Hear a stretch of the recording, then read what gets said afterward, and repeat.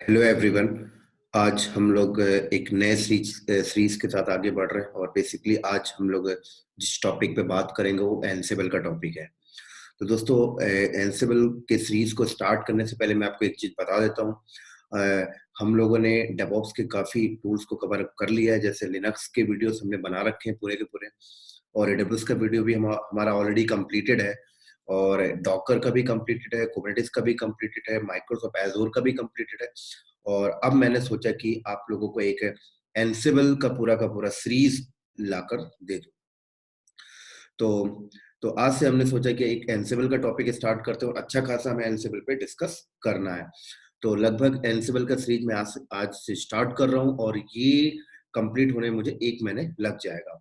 तो दोस्तों, बेसिकली हम इस एनसिबल के सीरीज में ये डिस्कस करेंगे कि किस तरीके से एनसिबल पे वर्क होता है, किस तरीके से एनसिबल को यूज किया जाता है, क्या डिमांड होता है, क्या यूज केस होता है, और कंपनी इसको किस लेवल पे अपने एनवायरमेंट में यूज कर रही है। और ये भी डिस्कस करेंगे कि अगर आप अपने स्किल्स पे एनसिबल्स को ऐड कर लेते हो तो दोस्तों आप किसी कंपनी में जाते हो तो आपकी क्या जॉब प्रोफाइल्स वहां पर फिट होती है। तो ये सारी चीजें हम डिस्कस करेंगे। बट आज के टॉपिक में मेरा कोई ऐसा प्रैक्टिकल नहीं होगा एनसिबल के ऊपर। आज हम सिर्फ एनसिबल पे एक इंट्रोडक्शन की बात करेंगे, एनसिबल को किसने लेके आया उसके बारे में बात करेंगे, एनसिबल को कंपनी में किस लेवल पे यूज किया जाता है उसके बारे में बात करेंगे, और एनसिबल को यूज करने से क्या बेनिफिट्स होता है मार्केट में, और कंपनी किस लेवल पे इसे अपने प्रोडक्शन एनवायरनमेंट में या अपने डेवलपमेंट एनवायरनमेंट में या अपने ऑपरेशन वर्क में इसको किस तरीके से यूज करती है। इन सारी चीजों के बारे में आज हम डिस्कस करेंगे। तो चलो फिर हम लोग स्टार्ट करते हैं, डायग्राम के फॉर्मेट में एनसिबल को समझते हैं कि एक्चुअल में ये है क्या, और हम इसको सीखने के बाद क्या क्या चीज हम कर सकते हैं एनसिबल के थ्रू। तो ये सारी चीजें आज हम डिस्कस करेंगे।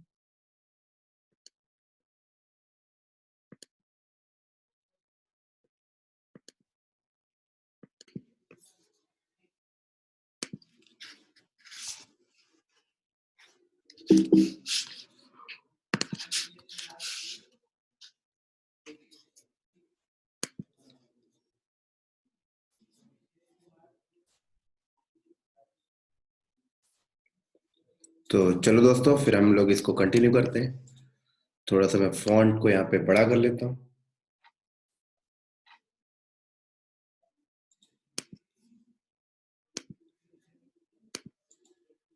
चलो, तो दोस्तों हम एनसिबल को स्टार्ट कर रहे हैं, और एनसिबल की बात करें तो एनसिबल काइंड ऑफ एक सॉफ्टवेयर है, राइट, और इसको ब्रीफ में हम समझेंगे। और एनसिबल एक आपका ओपन सोर्स सॉफ्टवेयर है क्या दोस्तों?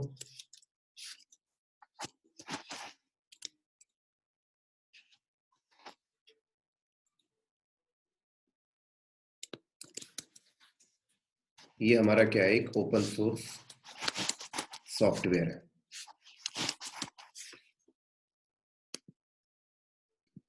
तो ये हमारा ओपन सोर्स सॉफ्टवेयर है, और इस सॉफ्टवेयर को बनाने वाला जो बंदा है उसका नाम भी यहाँ पे मैं मेंशन कर देता हूँ, और उसका नाम है यहाँ पर मिचेल डिहान,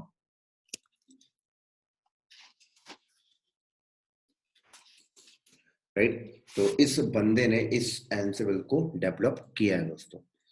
तो पहले समझेंगे ये एनसिबल जो है ये ओपन सोर्स सॉफ्टवेयर है, और ओपन सोर्स सॉफ्टवेयर का मतलब क्या होता है पहले इसको समझेंगे, फिर आगे कंटिन्यू करेंगे। तो दोस्तों, ऐसा सॉफ्टवेयर जिसका सोर्स कोड ओपनली है, बोले तो ओपन रखा गया है, that is a open source software. अब फॉर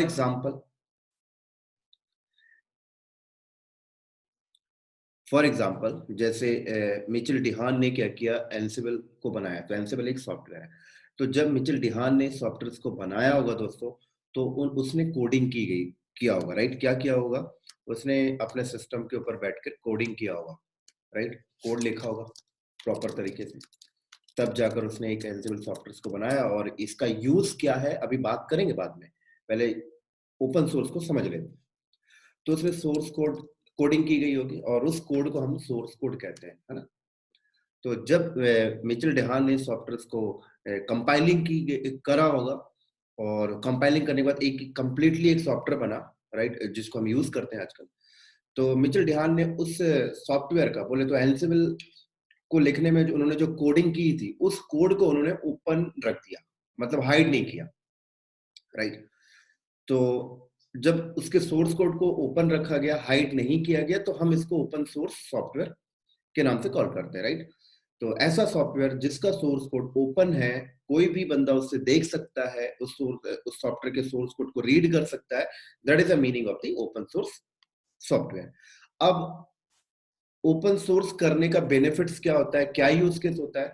तो दोस्तों, ओपन सोर्स का मतलब ये होता है कि हर एक सॉफ्टवेयर का सोर्स कोड ओपन करने का मतलब ये होता है कि अगर इस सॉफ्टवेयर को कोई भी कस्टमर यूज करे या कोई भी कंपनी यूज करे, फॉर एग्जांपल मान लो मिचेल डियान ने एक एंसिबल नाम का सॉफ्टवेयर बनाया और उसका सोर्स कोड इन्होंने ओपन रखा, तो इनका ओपन रखने का मतलब क्या था वो समझा देता हूँ। फॉर एग्जाम्पल, यहाँ पर एक कंपनी है, राइट? और ये कंपनी चाहती है कि मिचेल डिहान ने जो ओपन सोर्स सॉफ्टवेयर बोले तो एंसिबल को डेवलप किया है, तो ये ना कंपनी बोले तो इस कंपनी का नाम भी मैं लिख देता हूँ, XYZ कंपनी। अब ये XYZ नाम की कंपनी मिचेल डिहान के एंसिबल को यूज करना चाहते हैं, राइट? तो बिल्कुल यूज कर सकते हैं। तो XYZ नाम की कंपनी ने क्या किया, एंसिबल को यूज करना स्टार्ट कर दिया। अब सवाल ये आता है दोस्तों कि ये XYZ नाम की कंपनी बोलती है कि मिचेल डिहान ने जो सॉफ्टवेयर ये बनाया एंसिबल, इसमें ये फलाना कमी है, राइट? या ये एंसिबल हमारी ये डिमांड को पूरी नहीं कर पा रहा है, राइट? या इसमें कुछ दिक्कत है।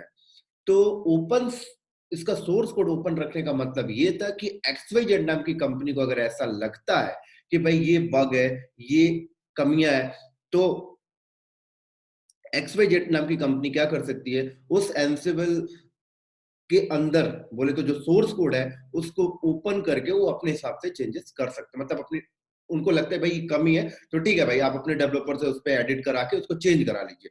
तो ये मतलब होता है हर एक सॉफ्टवेयर को का जो सोर्स कोड है ओपन करने का। तो ये एक बड़ा रीजन होता है कि हम अपने सॉफ्टवेयर के सोर्स कोड को ओपन रख दें, तो हमारा जो कस्टमर है, यूजर है, वो अपने नीड और डिमांड के हिसाब से उस पर चेंजेस कर सकता है। तो बेसिकली ये फायदा होता है दोस्तों सॉफ्टवेयर के सोर्स कोड को ओपन करने का।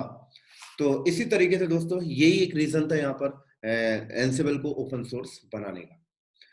उसी के साथ साथ अब सवाल ये आता है कि ठीक है भाई, अब ओपन सोर्स इन्होंने कर दिया, राइट? लेकिन आपका ऑर्गेनाइजेशन में, आईटी इंडस्ट्रीज के अंदर हर एक ओपन सोर्स सॉफ्टवेयर को लाइसेंस देने की भी एक ऑर्गेनाइजेशन है, राइट दोस्तों?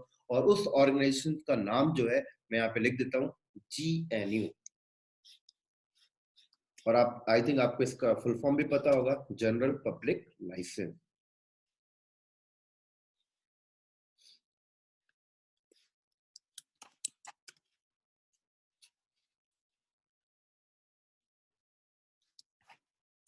राइट? तो GNU एक ऑर्गेनाइजेशन है जो हर एक ओपन सोर्स सॉफ्टवेयर को लाइसेंस प्रोवाइड करती है दोस्तों। अब ये लाइसेंस प्रोवाइड करने का मतलब क्या है, ये भी मैं आपको अंडरस्टैंड कराता हूँ। फॉर एग्जांपल कि मिचेल डिहान ने क्या किया, एक एंसिबल नाम का सॉफ्टवेयर बनाया, उसका सोर्स कोड ओपन है, राइट? कोई प्रॉब्लम नहीं है। अगर हाँ, मिचेल डिहान को पहले GNU से अप्रूव कराना पड़ेगा, लाइसेंस लेनी पड़ेगी कि मैंने एक ओपन सोर्स सॉफ्टवेयर बनाया और आप इसको अप्रूव कर दीजिए, राइट? तो क्यों अप्रूवल लेना पड़ता है, ये भी मैं आपको समझाता हूँ, राइट? तो होता क्या है दोस्तों, देखो, मान लो मिचेल डिहान ने एंसिबल बना दिया, ओपन सोर्स है, अब ये GNU से अप्रूव नहीं करवाता है। तो मान लो कि ये XYZ नाम की कंपनी ने क्या किया, ये एंसिबल को यूज करने लगा, या फिर अदर कंपनी ने भी एंसिबल को यूज करने लगा, या मैं एंसिबल को यूज करने लगा, या आपकी कोई इंडियन बैंकिंग सेक्टर की कंपनी एंसिबल को यूज करने लगी। अब खुदा ना खास्ता कि उस सॉफ्टवेयर को यूज करके मान लो मेरा प्रोडक्शन एनवायरनमेंट में कुछ इशू आ गया, या मेरा प्रोडक्शन एनवायरनमेंट का सर्वर हैक हो गया, या बैंक का सर्वर हैक हो गया, राइट? हो सकता है कि मिचेल डिहान ने उस एंसिबल को जब उन्होंने राइट किया था, तो उस पे ऐसी कुछ स्क्रिप्ट लिख दी थी कि किसी भी सर्वर पे इंस्टॉल होगा तो उसका प्राइवेसी हैक हो जाएगा, for example, just kind of. और अगर कंपनी डायरेक्टली यूज करने लग जाती है, तो कल को कोई भी एक्सीडेंट होता है तो इसका रिस्पॉन्सिबल कौन होगा? तो दोस्तों, अगर मिचेल डिहान ने इस एंसिबल को एंसिबल बोले तो ओपन सोर्स सॉफ्टवेयर जो इन्होंने बनाया था, उसको अगर जेरो से अप्रूव नहीं कराया होता, लाइसेंस नहीं लिया होता, तो इसकी रिस्पॉन्सिबिलिटी देखा जाए तो किसी के पास नहीं होती, राइट? कोई ऐसी संस्था नहीं है जो इसकी रिस्पॉन्सिबिलिटी ले रही हो, ठीक है? तो बेसिकली इसीलिए जेएनयू के पास हमें लाइसेंस लेना पड़ता है, राइट? हर एक बंदा जब भी कोई ओपन सोर्स सॉफ्टवेयर को बनाता है तो आप पहले जेएनयू से लाइसेंस लीजिए, और जेएनयू बोलता है हर एक ऑर्गेनाइजेशन को कि आप उन्हीं ओपन सोर्स सॉफ्टवेयर को अपनी इंडस्ट्रीज में यूज करिए जिसको मैंने लाइसेंस दिया है, राइट? अगर मैंने उसे लाइसेंस दिया, इट मींस मैं उसकी रिस्पॉन्सिबिलिटी लेकर चलता हूँ। तो दोस्तों कहीं ना कहीं आप एक सेफ पॉइंट पे हो जाते हो। तो फॉर एग्जांपल अगर मैं अपने प्रोडक्शन एनवायरनमेंट में एंसिबल को यूज कर रहा हूँ और वो एंसिबल जेएनयू के थ्रू लाइसेंस है, एंसिबल एक ओपन सोर्स सॉफ्टवेयर है, और अगर ये जेएनयू के थ्रू लाइसेंस है, तो कल को मेरे प्रोडक्शन में कुछ भी इशू आता है तो मैं मिचेल डिहान के पास नहीं जाऊंगा, मैं पहले जेएनयू के पास जाऊंगा, राइट? और जेएनयू के ऊपर मैं क्लेम कर सकता हूँ क्योंकि जेएनयू ने उसको लाइसेंस प्रोवाइड किया है, राइट? तो इसीलिए एक टॉप में एक ऑर्गेनाइजेशन होती है जो उसको लाइसेंस प्रोवाइड करती है, और कहीं ना कहीं अगर हम हर एक ओपन सोर्स सॉफ्टवेयर अगर जेएनयू के थ्रू अप्रूव्ड है, लाइसेंस है, तो दोस्तों हमें कोई प्रॉब्लम नहीं होगी उस सॉफ्टवेयर को अपने प्रोडक्शन में यूज करने में, क्योंकि कहीं ना कहीं जेएनयू के अंदर जो डेवलपर्स बैठे हैं, जो ये ऑर्गेनाइजेशन है, इस ऑर्गेनाइजेशन की जॉब ही यही होती है कि हर एक ओपन सोर्स सॉफ्टवेयर को लाइसेंस प्रोवाइड करना। हाँ, अब मैं बता देता हूं कि जेएनयू लाइसेंस प्रोवाइड करने से पहले क्या क्या स्टेप फॉलो करते हैं, ये भी मैं आपको बता देता हूं, तो आपको ये बात क्लियर हो जाएगी ओपन सोर्स का एक्चुअल मीनिंग क्या होता है, राइट?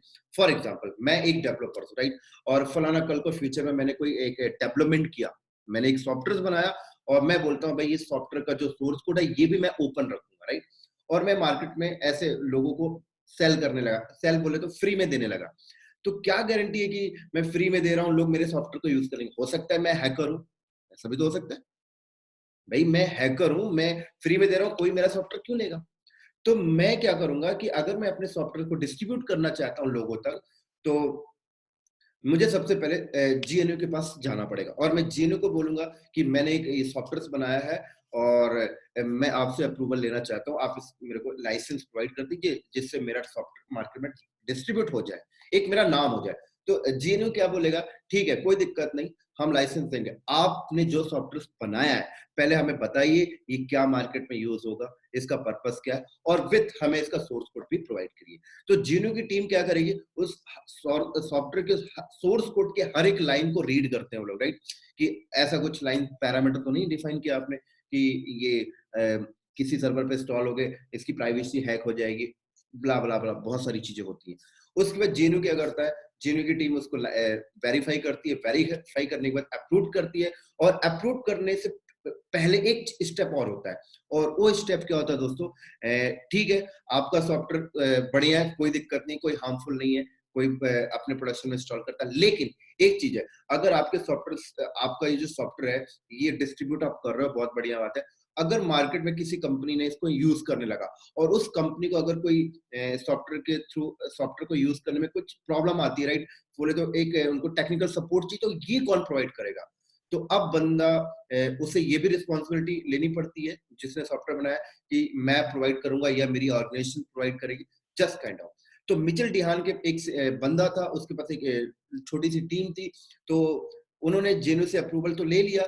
जेएनयू ने जब उनसे बोला कि भाई आप ये बताइए कि इसका टेक्निकल सपोर्ट कौन प्रोवाइड करेगा, तो तब जाकर दोस्तों मार्केट में एक रेड हार्ट नाम की ऑर्गेनाइजेशन आई, और एनसिबल को अडॉप्ट किया इन्होंने, और उसके बाद रेड हार्ट नाम की कंपनी बोलती है कि मैं टेक्निकल सपोर्ट प्रोवाइड करूंगी।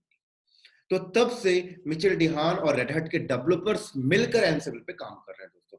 तो अब आज के टाइम पे एनसिबल पे जो भी चेंजेस आते हैं, जो भी नए एनसिबल नाम के सॉफ्टवेयर का जो भी नया वर्जन आता है, तो अब क्या हो गया दोस्तों, मिचेल डिहान और उनकी टीम और विद रेड हैट के डेवलपर्स मिलकर अब इस एनसिबल को आगे बढ़ा रहे हैं।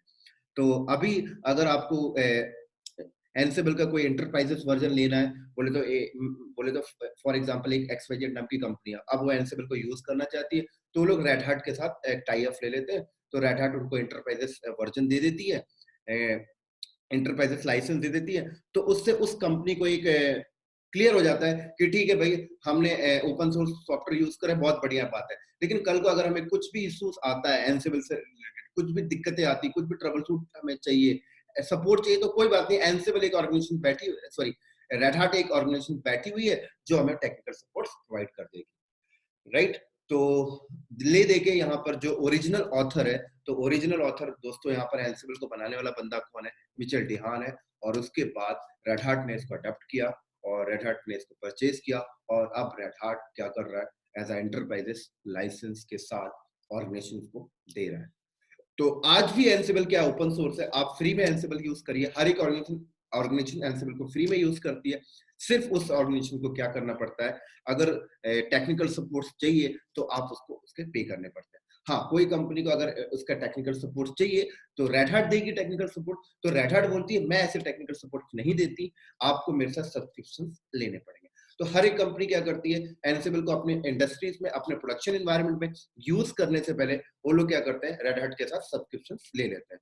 तो अब क्या होता है कि एक अमाउंट फिक्स हो जाता है जो रेड हाट के पास जाता रहता है। तो ये एक रेड हाट की इनकम है, राइट। इसी तरीके से रेड हाट क्या करता है, एंसिबल्स की ट्रेनिंग भी मार्केट में प्रोवाइड करता है और उसके साथ साथ ट्रेनिंग के साथ सर्टिफिकेशन भी प्रोवाइड करता है। तो ले देकर रेड हाट, अगर आप एंसिबल्स के एग्जाम देना चाहते हो दोस्तों, तो आप रेड हाट का दे सकते हो, कोई प्रॉब्लम नहीं, बहुत इसकी वैल्यू है आज के टाइम।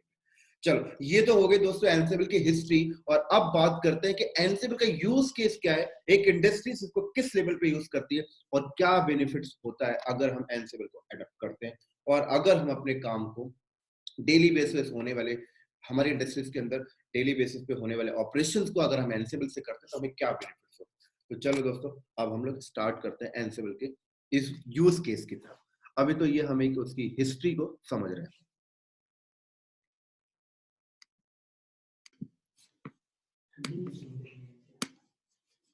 तो दोस्तों हम इसको पहले रफ कर लेते हैं, फिर स्टार्ट करते हैं।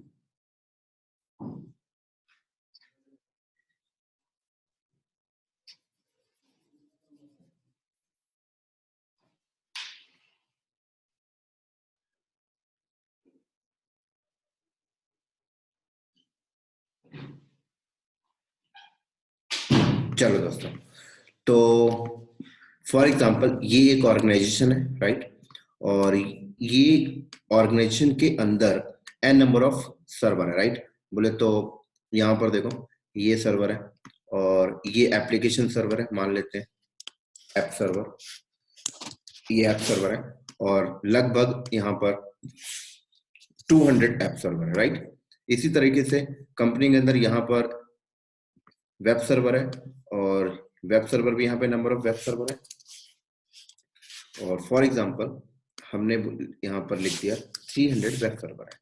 इसी तरीके से कंपनी के अंदर ये यहाँ पर और भी सर्वर है और ये मान लेते हैं डेटाबेस सर्वर है,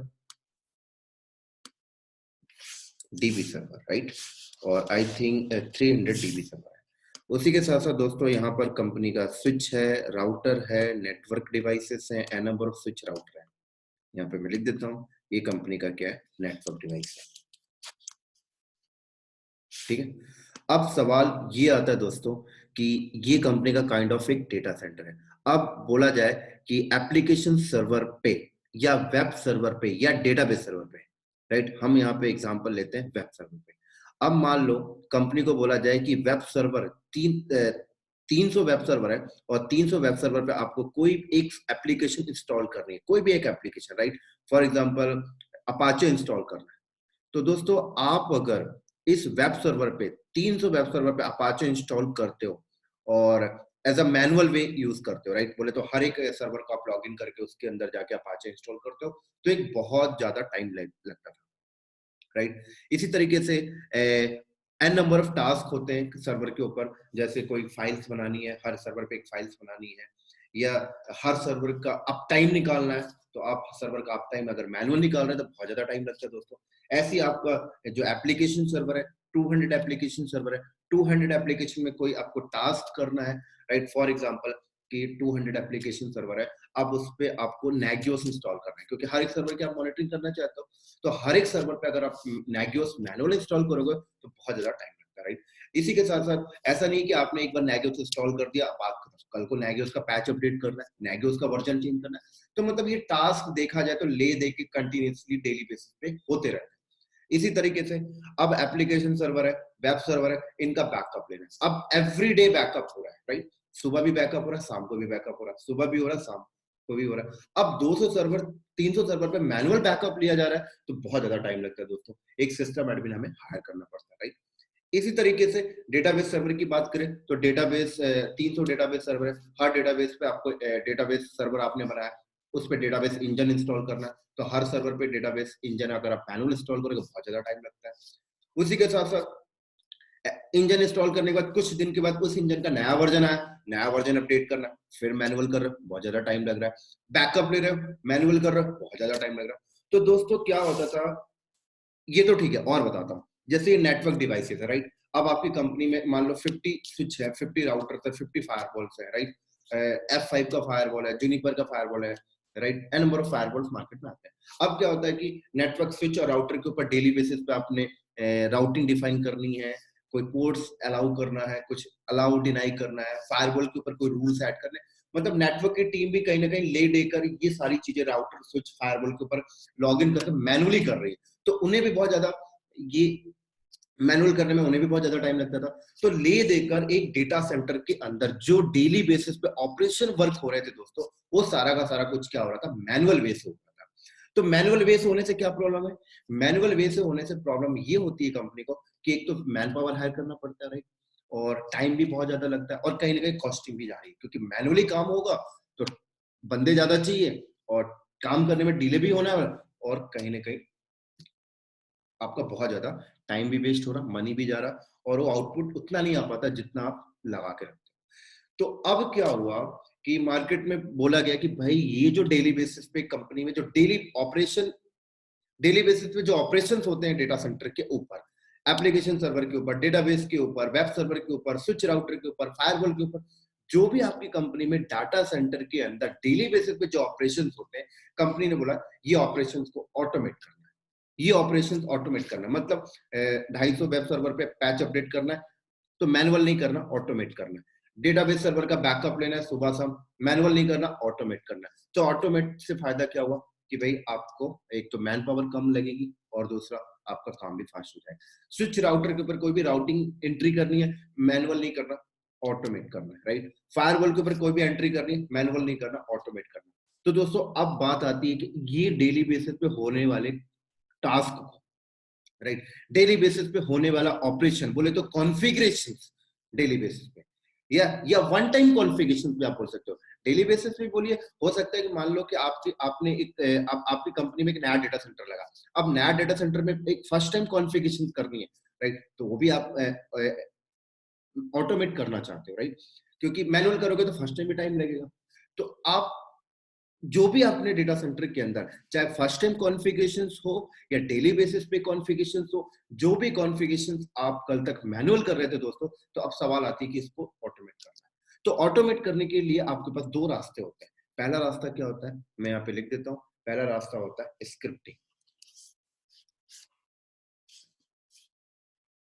राइट। अब कौन सी स्क्रिप्टिंग, कोई भी स्क्रिप्टिंग आप यूज कर सकते हो, राइट। जैसे कि यहाँ पे मैंने लिख दिया सेल स्क्रिप्टिंग, राइट, और पाइथन। तो अब सेल स्क्रिप्ट और पाइथन, तो अगर आपको सेल स्क्रिप्ट आता है, राइट, बैश स्क्रिप्टिंग आती है तो आप सेल स्क्रिप्टिंग कर सकते हो, पाइथन आती है तो पाइथन से स्क्रिप्ट कर सकते हो। तो अगर आप स्क्रिप्टिंग से भी ऑटोमेशन को अचीव कर लेते हो, तो स्क्रिप्टिंग से ऑटोमेशन अचीव कैसे किया जाता है। फॉर एग्जांपल मुझे एप्लीकेशन सर्वर के ऊपर पैच अपडेट करना है, तो मैं क्या करूंगा, एक स्क्रिप्ट फाइल लिखूंगा। अब वो स्क्रिप्ट फाइल या तो पाइथन में हो सकती है, तो बैश सेल पे हो सकती है, no problem. N number of और भी लैंग्वेज है, आप उस पर भी लिख सकते हो, नो प्रॉब्लम। तो आपने क्या किया, एक फाइल बनाई, उसके अंदर क्या किया, आपने एप्लीकेशन सर्वर में पैच अपडेट करने की कमांड्स वगैरह आपने मेंशन कर दी, वेब सर्वर पे पैच अपडेट करने की कमांड्स मेंशन कर दी, कोई फाइल्स हर सर्वर पे कॉपी करना है, फाइल्स कॉपी करने के आपने कमांड्स मेंशन कर दी। बोले तो ये तो मैं जस्ट काइंड ऑफ एक छोटा सा एग्जांपल दे रहा हूँ, और भी नंबर ऑफ बड़े बड़े टास्क होते हैं जो आप स्क्रिप्ट फाइल पे लिख रहे होते हैं, राइट। लेकिन स्क्रिप्ट फाइल फॉर एग्जांपल मैंने लिखी, अब मैंने स्क्रिप्ट फाइल लिख दिया, राइट। अब मैंने स्क्रिप्ट फाइल जब लिखा तो मैंने अपने हिसाब से उस पर डिजाइनिंग की, राइट। मैंने अपने हिसाब से उस पर कमांड्स डाले, अपने हिसाब से व्यूज रखा, सब कुछ मैंने अपने हिसाब से किया, और स्क्रिप्ट भी बढ़िया चल रही है। स्क्रिप्ट के चलने से भी आपका काम ऑटोमेशन हो रहा है, टाइम कम लग रहा है, कोई प्रॉब्लम नहीं हो रही, आपका काम ऑटोमेशन हो गया। लेकिन फिर एंसिबल क्यों आया मार्केट में, जब स्क्रिप्टिंग से काम हो रहा था तो एंसिबल मार्केट में क्यों है, हम उस पर भी अभी डिस्कस करेंगे। तो दोस्तों क्या हुआ, कि मैंने अगर स्क्रिप्ट लिखी और कल को अगर मैं कंपनी को रिजाइन करके चला गया, राइट, तो मेरी स्क्रिप्ट, मेरी लिखी गई स्क्रिप्ट किसी अदर बंदे को समझना बहुत डिफिकल्ट है। क्यों? क्योंकि वो स्क्रिप्ट मैंने अपने हिसाब से लिखी थी, राइट। एक नया बंदा आता है तो उस स्क्रिप्ट को पहले वो समझेगा, एक हफ्ते तो उसको अंडरस्टैंडिंग में लिख के चला जाएगा कि भाई उसने क्या क्या मेंशन किया, ये फलाना कमांड क्या डाल दिया, क्योंकि एक काम को करने के एन नंबर ऑफ कमांड्स होते हैं, राइट। मैं हो सकता है कि मैं जो कमांड डाल के क्या वो अदर बंदे को नहीं पता, उसके बारे में पहले अंडरस्टैंड करेगा। तो एक बहुत डिफिकल्टीज होती थी कंपनी को, जब कोई एक बंदा स्क्रिप्ट लिख कर और उस स्क्रिप्ट से कंपनी अपना काम चला रही है और अगर वो बंदा चला गया छोड़ के, तो कंपनी को बहुत डिफिकल्टीज होती थी, राइट। और इस टाइप की प्रॉब्लम्स कंपनी को बहुत ज्यादा झेलने की प्रॉब्लम फेस करनी पड़ती थी। इसी के साथ साथ कोई भी नया टास्क अगर कंपनी को करवाने हैं और कोई भी नया टास्क कंपनी के पास आया, उसको ऑटोमेशन करवाना है, तो अब लोग आप स्क्रिप्ट लिखने में लग जाते थे। अब पता लगा 15 दिन हो गया स्क्रिप्ट लिख अभी तक बना नहीं, 1 महीना हो गया स्क्रिप्ट बना नहीं, क्योंकि स्क्रिप्ट लिखने के लिए लॉजिक चाहिए दोस्तों, काइंड ऑफ एक बोले तो एक प्रोग्रामिंग लैंग्वेज टाइप से आपको लॉजिक होना चाहिए, राइट। तो आप एक अच्छा सा स्क्रिप्ट लिख सकते थे। तो कहीं ना कहीं स्क्रिप्टिंग से काम हो रहा था, लेकिन कहीं ना कहीं डिफिकल्टीज हो रही थी कंपनी को, क्योंकि वो इजी वे नहीं है स्क्रिप्टिंग। स्क्रिप्टिंग कहीं ना कहीं डिफिकल्टीज है, उसको लर्न करना भी एक डिफिकल्टीज है। और आजकल आप लोगों को पता होगा मार्केट में बहुत सारे एक्सपीरियंस बंदे होते हैं जो 20-20 साल के एक्सपीरियंस होते हैं, 15-15 साल के एक्सपीरियंस होते हैं। वो एक्सपीरियंस तो होते हैं, लेकिन स्क्रिप्टिंग जैसी चीजें अंडरस्टैंड करना उनके फेस की बस की बात नहीं होती, जो है मैं वो क्लियरली आपको शेयर कर रहा हूँ, राइट। हाँ, यंग बंदे स्क्रिप्टिंग को बहुत जल्दी अंडरस्टैंड कर लेते हैं, राइट। जैसे कि कोई बंदा 20 से 25 साल का ईयर का है, तो वो स्क्रिप्टिंग को बहुत जल्दी अंडरस्टैंड कर लेता है, उसे कोई प्रॉब्लम नहीं होती।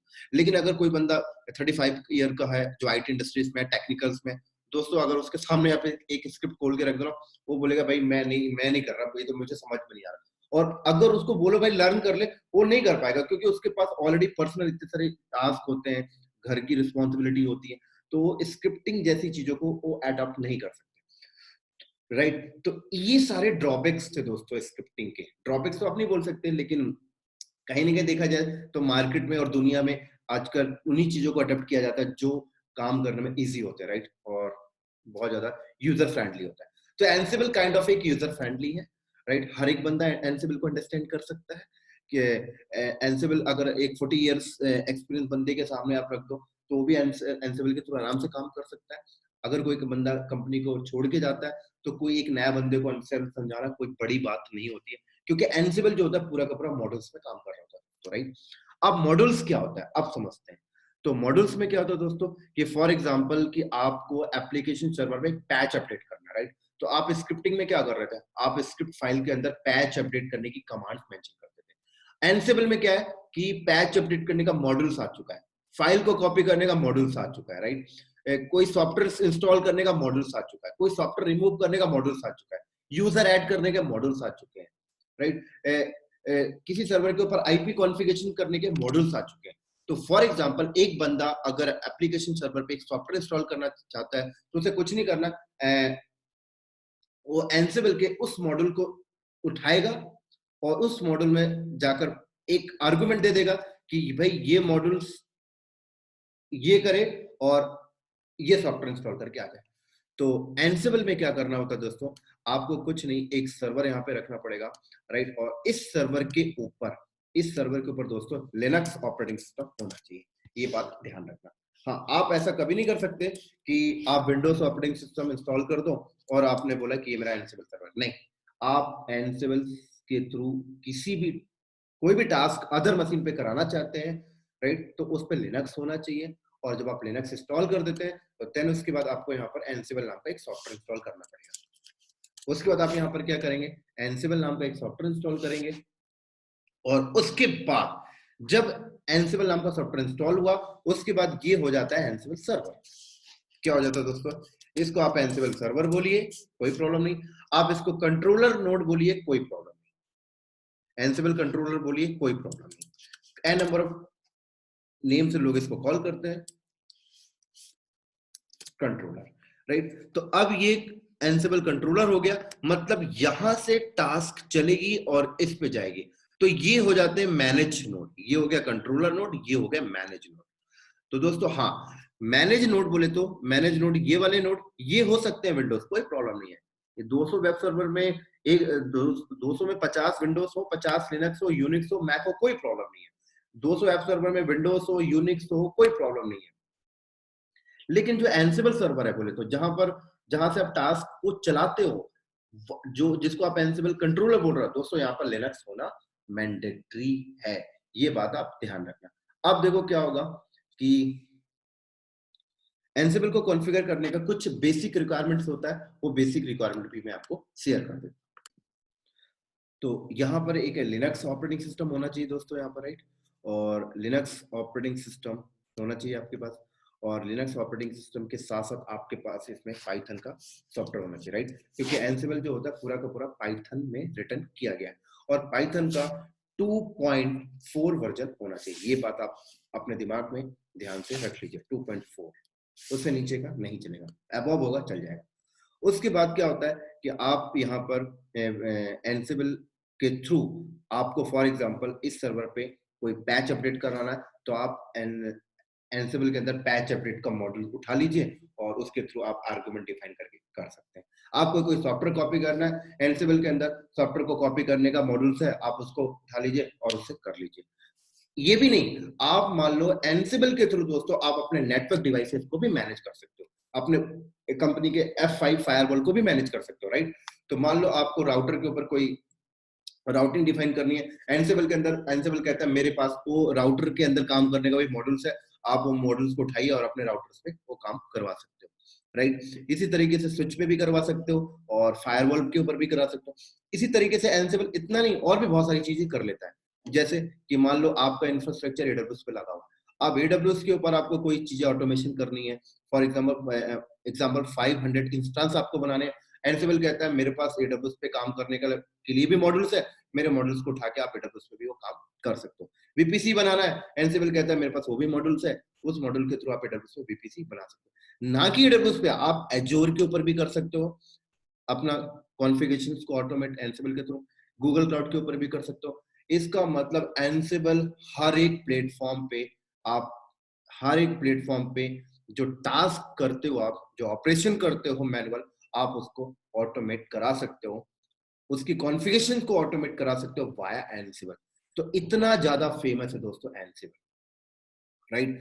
और अच्छा खासा बूम पे है, और इस पे काफी ज्यादा जॉब भी मार्केट में बहुत आ रही है आजकल। तो हाँ, एक चीज और बता दो, एंसिबल पे बाय डिफॉल्ट एंसिबल पे तो बहुत सारे मॉडल्स अवेलेबल है, और उनके डेवलपर्स और मिचेल डीहसन मिलकर एंसिबल के और मॉडल्स के ऊपर काम कर रहे हैं। मतलब और भी नंबर ऑफ मॉडल्स वो ला ला के दे रहे हैं हमारी सुविधा के लिए, कि हमें इतनी दिक्कतें ना हो।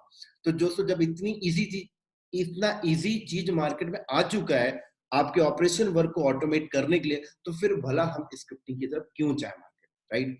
तो बहुत इजी है, लाइक उनके डेवलपर्स, हाँ, हालांकि मॉडल्स के अंदर देखा जाए तो स्क्रिप्टिंग ही लिखी हुई है, लेकिन वो स्क्रिप्टिंग के बारे में अब हमें नहीं सोचना, हमें तो मॉडल्स बना कर दे दिया कि हम मॉडल्स को यूज कर रहे हैं, बस बात खत्म।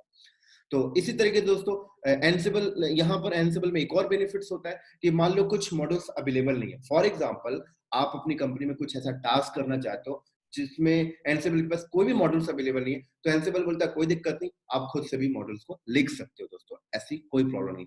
हाँ, अब जब आप खुद मॉडल्स लिखोगे तो उसको कस्टम मॉडल्स बोला जाता है। उस मॉडल्स को लिखने के लिए आपको पाइथन आनी चाहिए, रूबी या बैश।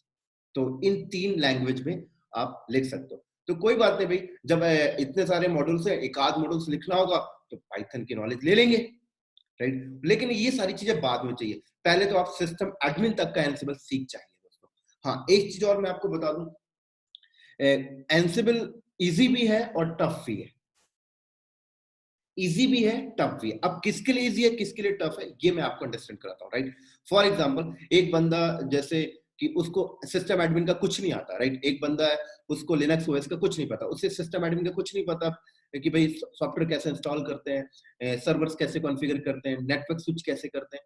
तो अगर वो बंदा एंसिबल कर लेना तो उसके कोई बेनिफिट्स का नहीं है, राइट। एंसिबल उन्हीं बंदे के लिए अच्छा होता है जो बंदा ऑलरेडी सिस्टम एडमिन है। फॉर एग्जांपल मैं एक सिस्टम एडमिन हूं, मैं एक कंपनी के अंदर बैकअप मैनेजमेंट का प्रोसेस कर रहा हूं। तो मैं अगर एंसिबल सीखता हूं तो मेरे लिए यूज केस है कि भाई मैं जो अपनी कंपनी में बैकअप मैनेजमेंट मैनुअली कर रहा था, मैं एंसिबल के थ्रू उसको ऑटोमेट करके दूं, तो मेरे लिए इजी है। लेकिन एक बंदा अपनी लाइफ में कभी बैकअप मैनेजमेंट किया ही नहीं, उसे कभी इस चीज का एक्सपीरियंस ही नहीं है कि भाई सिस्टम एडमिन की जॉब की प्रोफाइल में होता क्या है, उसने कभी मैनुअली ही नहीं किया, उसे कोई एक्सपीरियंस नहीं है, तो वो अगर एंसिबल सीख लेता है तो उसके लिए कोई यूज केस का नहीं, वो कहाँ पर और क्या ऑटोमेशन करेगा, क्या कॉन्फ़िगरेशन को ऑटोमेट करेगा, उसको कुछ समझ नहीं आ पाएगा। तो मैं रिकमेंडेड करता हूँ कि कोई भी बंदा एटलीस्ट सिस्टम एडमिन के प्रोफाइल को पहले अडॉप्ट कर ले, देन उसके बाद एंसिबल को करने जाए, राइट? इसी तरीके से मान लीजिए एक नेटवर्क का बंदा, एक नेटवर्क का बंदा आके बोलता है कि मैं एंसिबल सीख लूं, क्या मेरी जॉब परफेक्ट है? तो मैं उससे बोलता हूँ भाई तू पहले नेटवर्क के ऊपर कुछ मैनुअल कॉन्फ़िगरेशन किया है लाइफ में कभी? कभी तूने स्विच कॉन्फ़िगर किया है, कभी तूने राउटर कॉन्फ़िगर किया है कि स्विच के ऊपर काम किया, फायरवॉल के ऊपर काम किया? हाँ, अगर तूने लाइफ पास्ट में कभी काम किया है, ये सारी चीजें मैनुअल की है, तो तुझे एंसिबल अच्छे से समझ में आएगा। फिर तो तुझे कुछ नहीं देखना, तुझे तो बहुत मजा आएगा कि भाई ये चीजें मैं मैनुअल कर रहा था, एंसिबल में तो ये मॉड्यूल्स उठा के मैं ऑटोमेट कर, तो एक बेनिफिट हो जाता है दोस्तों। तो मैं रिकमेंडेड करता हूँ हर एक बंदे को कि पहले आप अपना सिस्टम एडमिन का प्रोफाइल मजबूत करिए, देन उसके बाद एंसिबल की तरफ आइए, राइट? अब सिस्टम एडमिन का प्रोफाइल का मतलब एटलीस्ट आपको लिनक्स बेसिक आना चाहिए, लिनक्स के ऊपर काम करना आना चाहिए।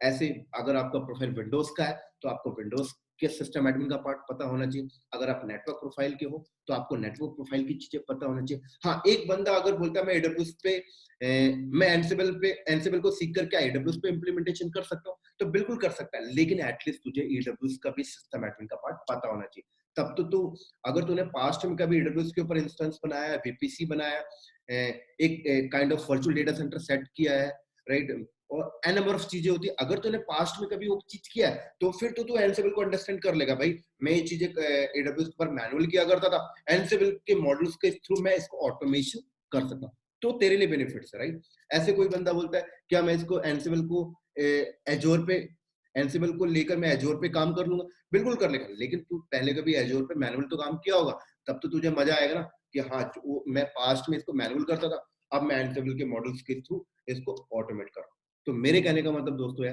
कि आप पहले अपना सिस्टम एडमिन का प्रोफाइल मजबूत करिए, देन उसके बाद एंसिबल करेंगे। तो इसलिए मैंने बोला था एंसिबल इजी भी है और टफ भी है। इजी किसके लिए? जो बंदा सिस्टम एडमिन है वो एंसिबल पढ़ता बहुत इजी है, और अगर कोई बंदा सिस्टम एडमिन कभी किया ही नहीं है और एंसिबल को आके लर्न करे तो उसके लिए बहुत डिफिकल्ट होता है। तो ये था हमारा एक छोटा सा एंसिबल के ऊपर इंट्रोडक्शन, और आज की वीडियो में यहीं पे स्टॉप करता हूँ। कल से हम एंसिबल के लैब की तरफ चलेंगे। तो दोस्तों एंसिबल की लैब करने के लिए एटलीस्ट हमें 3 वीएम चाहिए, राइट? 2 वीएम में भी काम हो जाएगा, लेकिन हम यहाँ पे 3 वीएम लेके चलेंगे। तो हमारे पास एटलीस्ट 3 वीएम होना चाहिए, राइट? जिसमें हम एक में एंसिबल कंट्रोलर बनाएंगे और 2 हमारे नोड होंगे जिसके ऊपर हम टास्क परफॉर्म किया करेंगे, राइट? अब दोस्तों ये 3 वीएम या आप एक वीएमवेयर के ऊपर भी बना सकते हो, आप फिजिकल भी रख सकते हो, या फिर आप अगर आपको अगर एडब्ल्यूएस आता है तो आप एडब्ल्यूएस के ऊपर भी क्रिएट कर सकते हो एंसिबल की लैब करने के लिए, या एजोर के ऊपर भी कर सकते हो, या गूगल क्लाउड के ऊपर भी कर सकते हो। तो काफी अच्छा टॉपिक है एंसिबल, और लगभग ये 1 महीना जाएगा, और इसकी वीडियो जो है मैं लगभग 25 से 30 वीडियोस इसके ऊपर बनाने जाने वाला हूँ। तो आज हम लोग यहीं पे स्टॉप करते हैं दोस्तों, और आई थिंक रात के 12:30 बज चुके हैं। और ठीक है दोस्तों, अगर आपको ये इन्फॉर्मेशन जो मैंने आपको दिया एनसिबल की थ्योरी अगर आपको अच्छा लगा है तो मेरे चैनल को लाइक करिए, सब्सक्राइब करिए, और बहुत ही जल्दी हम लोग मिलते हैं नेक्स्ट वीडियो में एनसिबल की प्रैक्टिकल के साथ। चलो दोस्तों, बाय बाय, गुड नाइट।